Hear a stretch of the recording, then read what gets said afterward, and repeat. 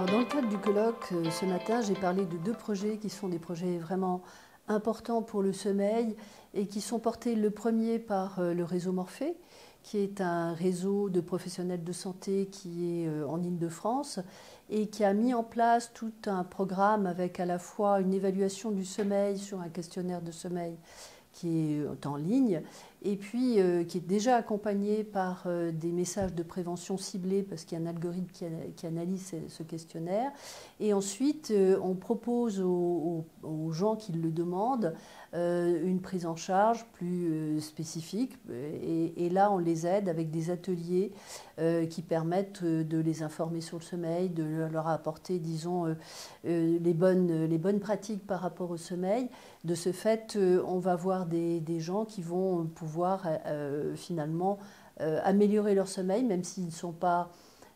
une pathologie du sommeil en tant que telle, comme des apnées ou un syndrome des jambes sans repos, mais qui ont vraiment de très mauvaises habitudes qui conduisent à un mauvais sommeil. Le deuxième projet est le projet qui concerne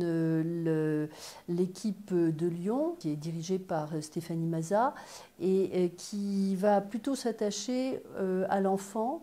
et à des programmes pédagogiques qui ont été développés en classe. Et c'est vraiment une grande première et quelque chose qui est vraiment fondamental, parce qu'il n'y a aucun moment dans l'éducation nationale on parle de sommeil de cette façon-là. Et cette équipe a mis en place un programme qui s'appelle Mémé ton pige, qui va être un super programme d'animation et d'interaction avec l'enfant que le professeur porte auprès des enfants et qui a vraiment changé les comportements de sommeil de ces enfants en termes de durée, en termes de régularité. Et en plus, les enfants